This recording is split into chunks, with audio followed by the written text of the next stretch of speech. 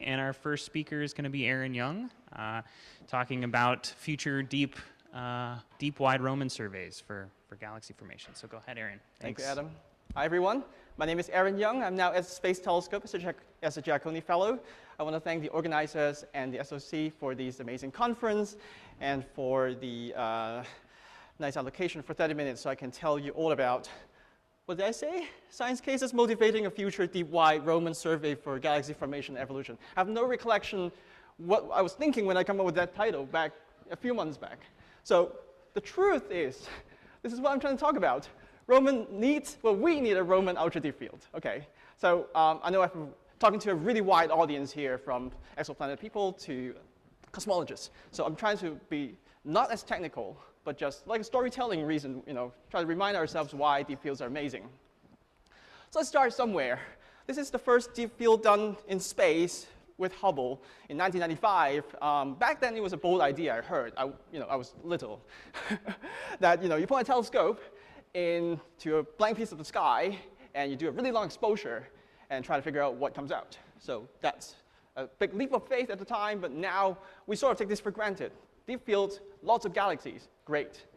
We do it again. We do it after the Hubble upgrade. We do this ultra deep field, which is a tiny field, but it goes all the way down to magnitude 29, have 10 million galaxies in it, even more galaxies. You can get a PhD for just studying this image, which is great. And in the next 10 years, we keep going back to these fields, and we build up a lot of exposure time. And this is the candles survey that you heard from Yicheng this morning.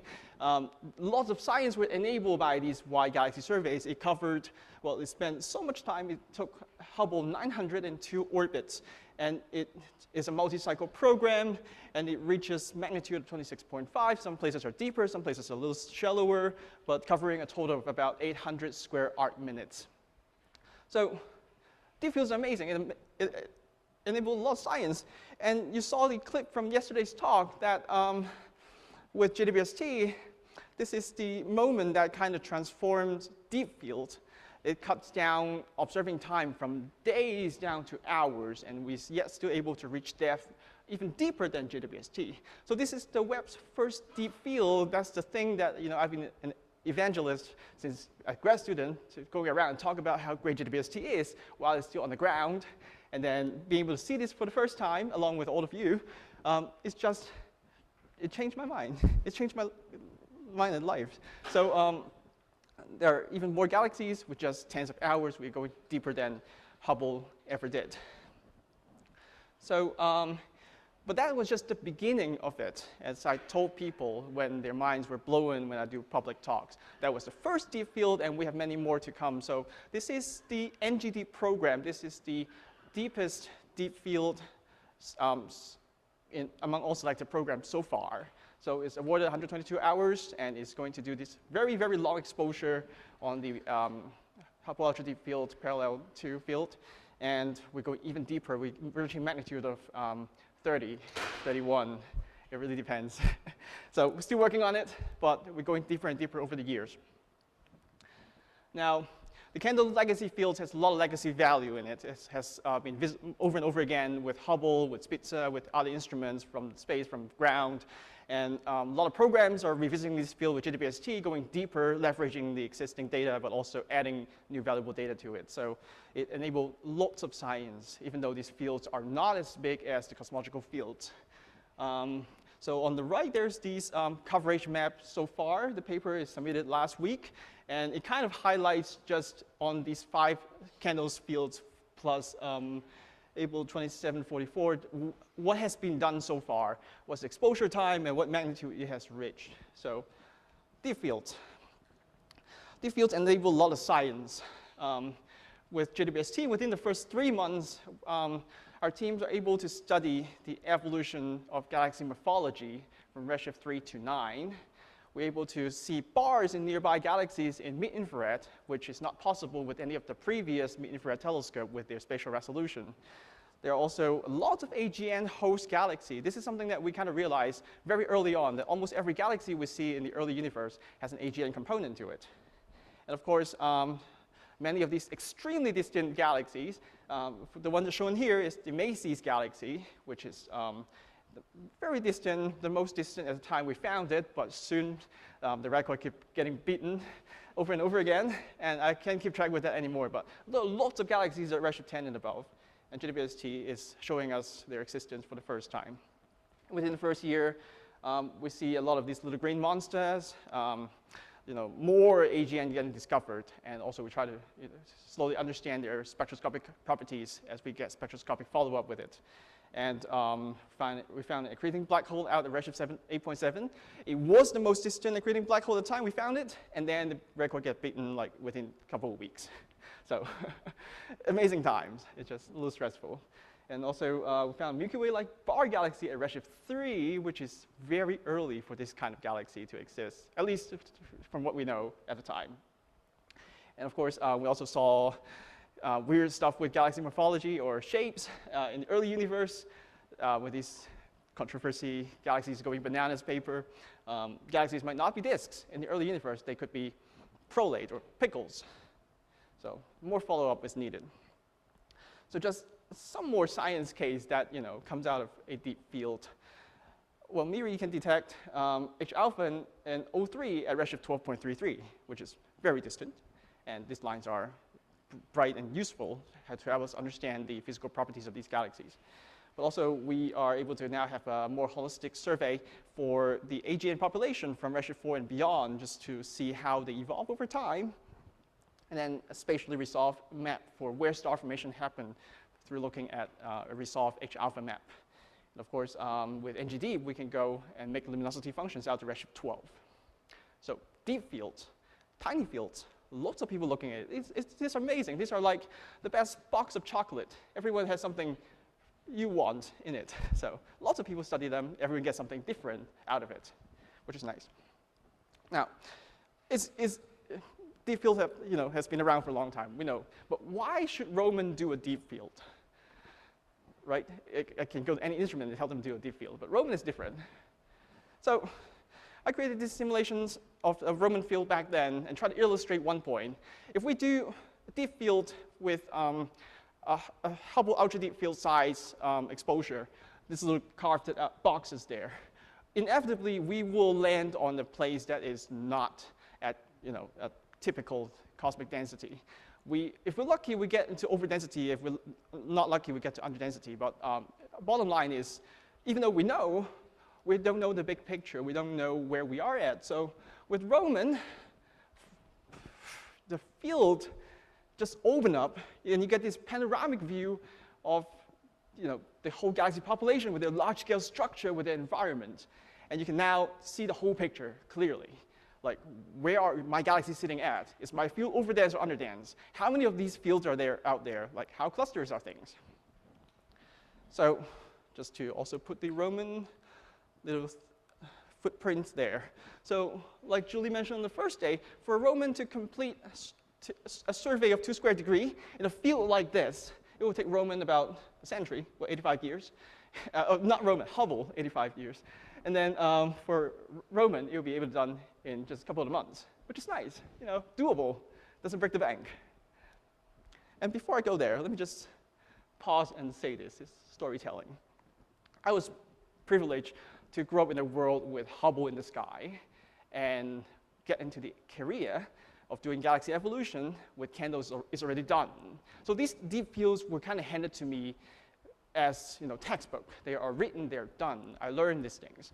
And my privileged moment of seeing transformative science is that seeing the Hubble, seeing a Webb deep field where the observing time cuts down from days to just hours, and we get lots of deep field, lots of galaxy.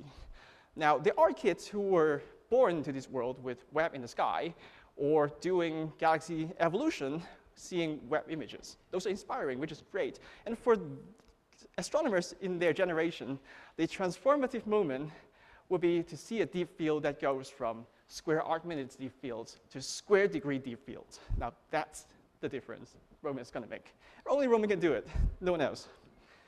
Okay, so back to these simulations. I made light cones as to make a living.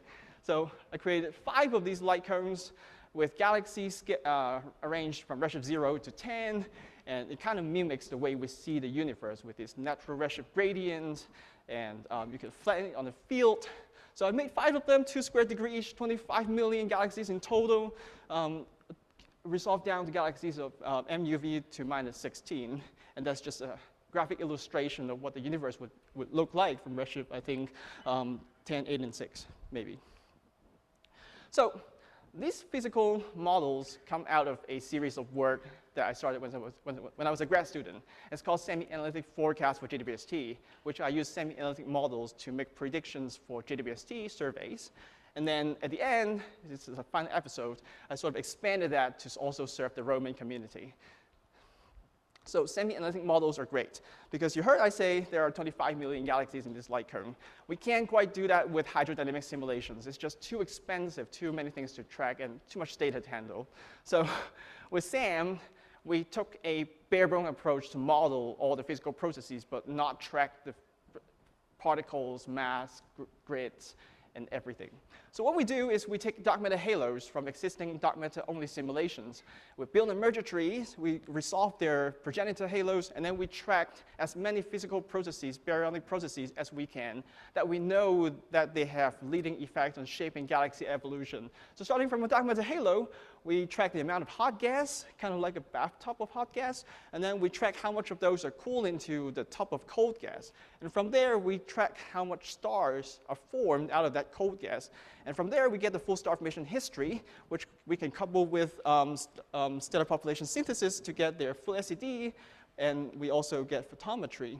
And from there, we also track a variety of feedback processes. We track stellar feedback, we track AGN feedback. There's a whole AGN model that I'm upgrading right now because of all the little gray dots we see. Okay. So there are a wide range of application of these Mach light cones. They're physical, they're efficient. I can always run an alternative scenario if you need it.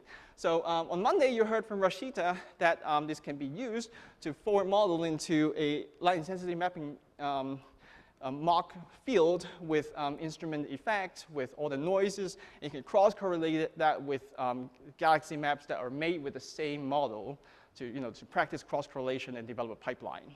So if you're interested in thinking and are thinking about light intensity mapping cross-correlation, please talk to Rashida. She's around until Friday. And then in the next talk, you will hear from Austin Gabriel Pillai, which takes this galaxy Mach catalog and model the IGM around it and try to put reionization bubbles around these galaxies, which is something that Roman will be able to constrain, given enough time and depth. Okay, so the science that is near and dear to my heart when I put out these light current papers, one for JWST and one for Roman, is the spatial clustering of galaxy. This is a 2-point correlation function.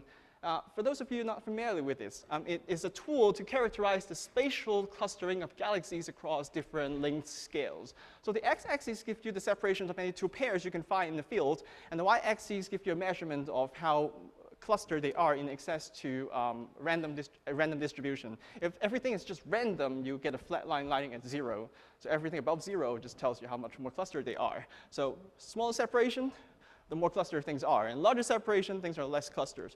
What I wanted to show you is that the great data point from Skiba is from this multi-square degree ground-based survey. And they can cover these wide mass and separation length scales, which with very small error bar. If we look at candles, which is less than a square degree in total, the error bars are just huge, and it doesn't cover as much of a separation scale or length scale. So this is already a demonstration why we need to go wide in space. This is redshift 0.7 and 1.2. And the 2 model lines there are from my smaller light currents for JWST. But if we look at the intermediate redshift, which we run out of ground-based observation, kind of, you can see all data points are from the candles survey, which I made. And then the blue lines are from a model. And you can see at intermediate redshift, the large-scale separation has this really big error bar. It's basically not constraining anything because candles is just not big enough. There are 5 fields, but individual fields are small, and you can't fit a large separation in those fields. Even though you can fit a pair or 2, it's just not statistically representative. So this is why we need a bigger field, hopefully contiguous. And then if we go to even higher redshift, these are from Yuichi Harikane. They're actually done from the ground, so it covers a big area. But you can also see that it doesn't, well, the constraints are there, which is good. We have something to check against. But the error bars are enormous. It's ginormous. There are mostly upper limits because we don't really cover these galaxies well from the ground. So Roman will be able to constrain galaxy separation and clustering at this redshift range. Okay, so let me just say a really quick note of the role of theory and simulation in the whole process of making discovery and understanding astrophysics. From a simulated light current that I make, we can flatten it into a field, and we can now ask questions like, what would the universe be like if we can reach a certain depth? So this is a very simplistic cartoon model of what happens if we flatten a light current and make a Mach field. And of course, the next step is to make it more realistic. We can forward model that with actual galaxy images, where we can match them by color, by sizes, by other things, and inject instrument noise. So this is an example we did with Michaela Bagley from UT Austin for NGDeep.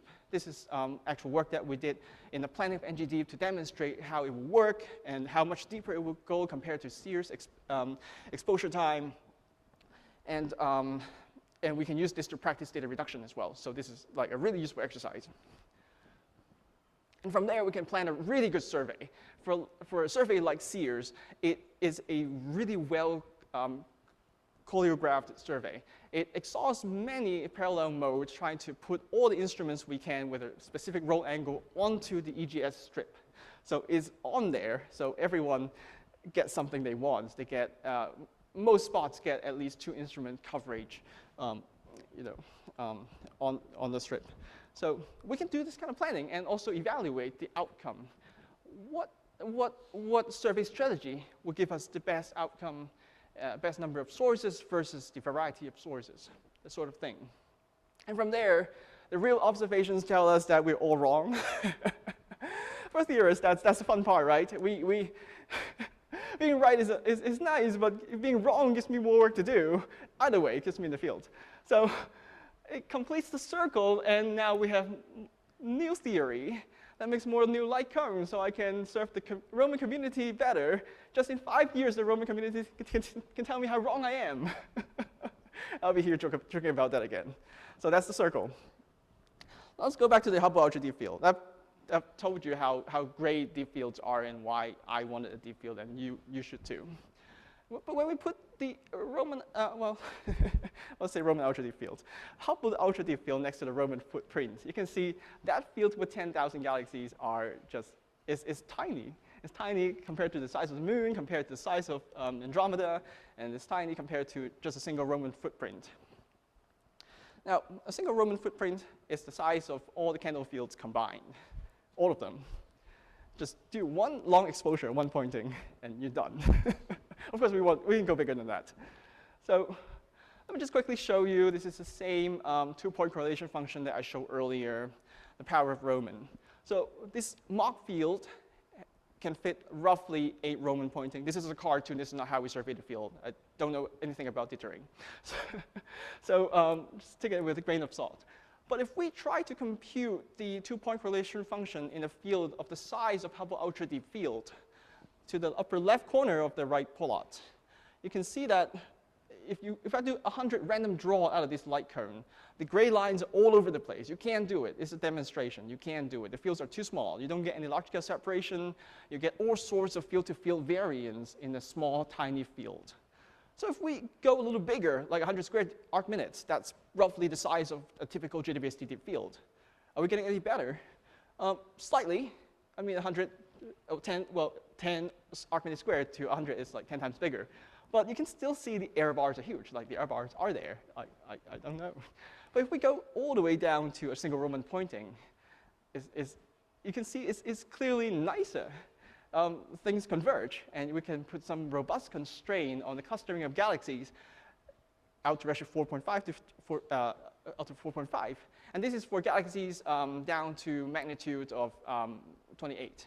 So of course, if you go even deeper, then the constraint will be even more robust.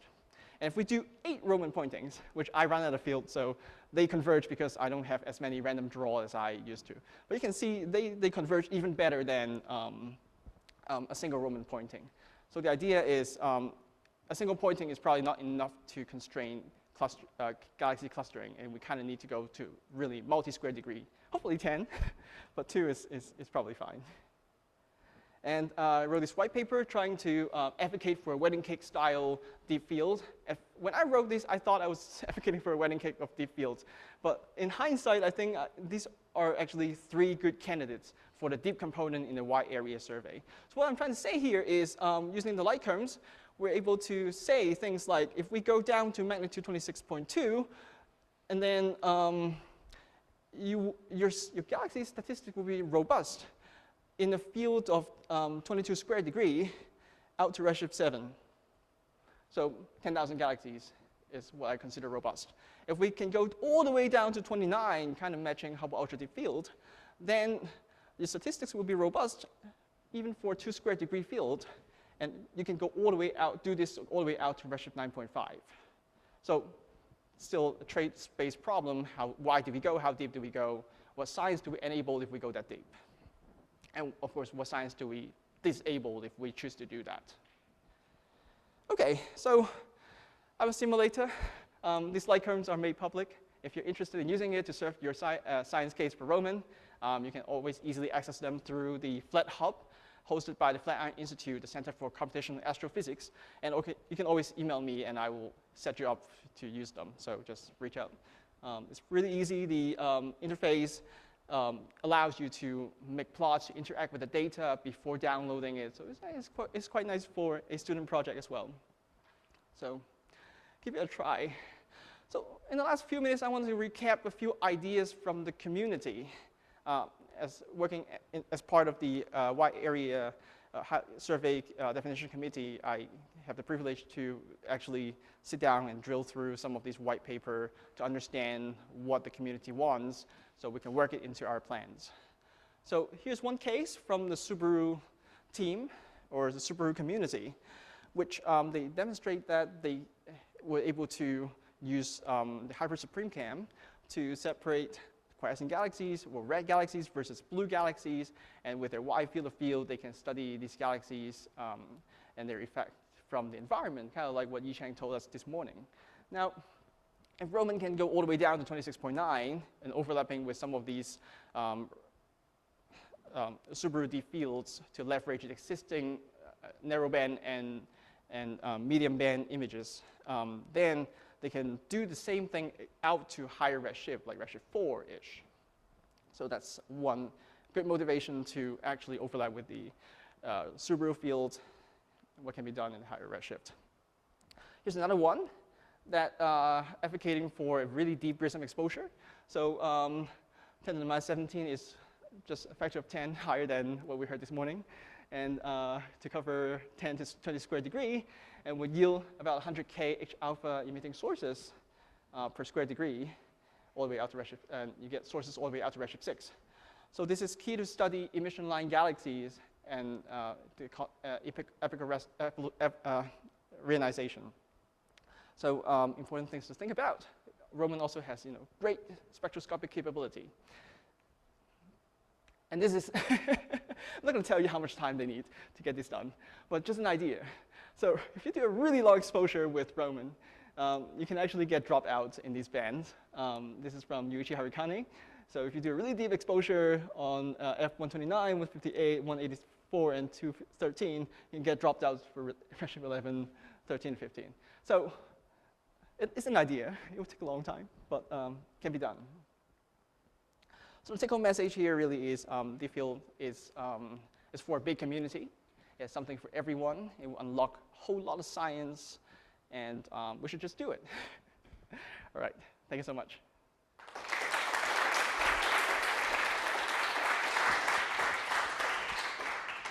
All right, perfect timing. I think right there first.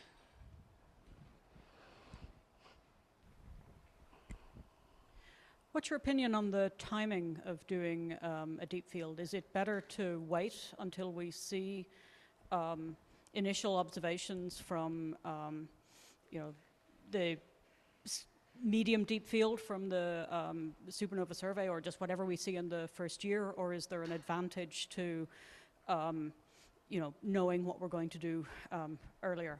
I actually have give this a little thought. So the reason why I did at the end write a white paper on that to give input to the CCS instead of thinking that this can be done with GO is because there's a clear advantage for getting this done really early on in the mission.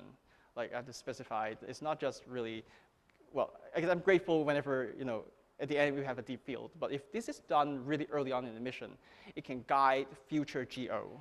So people can submit their own GO later to supplement the deep field and to get things that they want. It doesn't have to be a Roman GO as well. It can be a GWST program to follow up on these interesting sources. It can be ground-based follow-up to provide even narrowband and medium band survey imaging to supplement the data set. So the bottom line is this Roman deep wide survey, I forgot to explain why. So Roman deep survey will be deeper than Hubble, but it will also be wider than any galaxy survey we have so far. So this kind of deep wide survey will set precedent for future deep fields. And honestly, we don't have to overlap with any of them, because we put a deep field up there, everyone will flock to follow up on that. So do it early, so people have GWST and other instruments to follow up on that. Okay, it's a long answer. I have a question myself. Thank you, Aaron.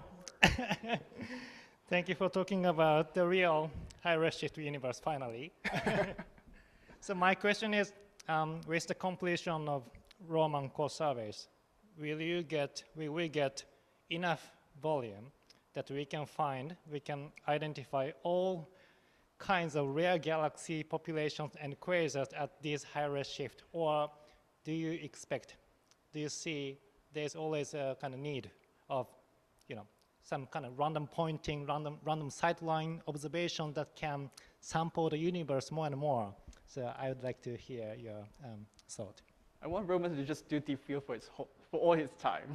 I can't, right? I wanted something, but Roman is great and all the signs are interesting. I also am curious to look forward to what the exoplanet community will find and this cosmology community will find. So maybe in 10 years, we'll have multiple Roman deep fields, and that would be great. But a single Roman deep field will already give you a lot of variety. And also, a contiguous field has its advantage for able to capture a little larger scale mode for clustering and stuff like that. So if I have to choose multiple smaller Roman deep fields versus a slightly bigger contiguous Roman deep field, I probably will pick a contiguous one. But yeah, thank you for bringing that up, though. Let me just say this. There are a handful of quasars at redshift 6 and above that are observed from the ground. Roman, doing a wide survey from space, is expected to find many, many more of these, and we can keep sweeping them under the rug. With little red dots found by GWST, these are the same black holes that are connected to those bright quasars slightly later on. Black hole seeds at redshift 13, that's a quasar at redshift 7. So a lot of work for the modeler to do, trying to connect these two populations, but we can check our work without observation. Tell me I'm wrong. Okay. Time for a quick one, Lee. It's more of a homework assignment for you. In the spirit of this conference, go back to that. You had the diagram where you showed the SAM with all the arrows, right? Which was your light cone.